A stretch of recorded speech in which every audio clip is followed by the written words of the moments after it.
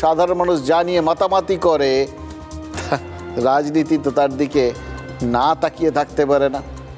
এছাড়াও রাজনীতিকে এতটা ভরসা করার অন্তত এই ক্ষেত্রে আর একটা কারণ আছে জানেন তো, নেতারা তারা তো মহাভারতটা গুলে খান, যেহেতু তারা মনে করেন যে রাজনীতিটা শুরুই হয়েছে ওই মহাভারত থেকে, সুতরাং তাদের এটা হ্যান্ডবুক আর কি।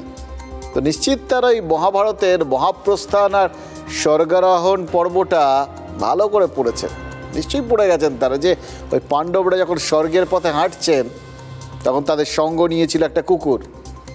কে সেই কুকুরটা সেটা পরবর্তী ক্ষেত্রে জানা গেছিল, স্বয়ং ধর্ম নাকি কুকুরের ছদ্মবেশ ধরেছিলেন আর তারপর পাণ্ডবদের সঙ্গ নিয়েছিলেন।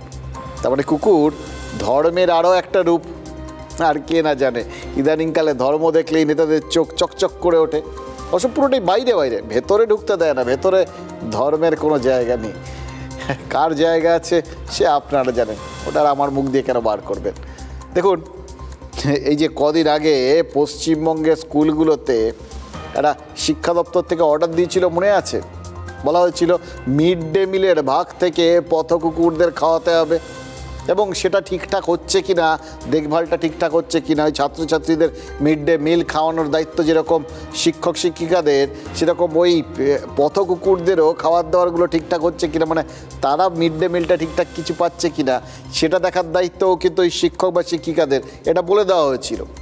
তখনই মনে হয়েছিল যে হঠাৎ করে রাজনীতির নজর এরকম কুকুর টুকুরের উপর পড়লো কেন। কিন্তু এখন বুঝেছি আসলে তারা ওই কুকুরের মধ্যে ধর্মকে খুঁজে পেয়েছে, ধর্ম দেখলে ছাড়া নেই।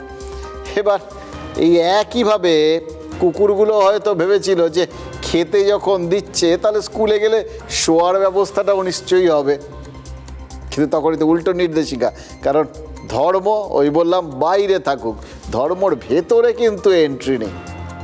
সুতরাং এবার ডাইরেক্টরেট অফ স্কুল এডুকেশনের একটা নতুন নির্দেশিকায় বলা হয়েছে এবার স্কুল শিক্ষক শিক্ষিকারা কুকুর ঠেকানোর দায়িত্বও নিন, মানে স্কুলের ভেতরে যাতে কুকুর না ঢোকে তার জন্য চৌকিদারের কাজ করতে হবে আর কি। এবার সেটা শুনে বিরোধীরা বলতে শুরু করেছেন যে স্কুলে স্কুলে কাজ কি কম পড়িয়েছে, তাই কি কুকুর ঠেকাতে স্যার এবং ম্যাডামদের দায়িত্ব দেওয়া হচ্ছে?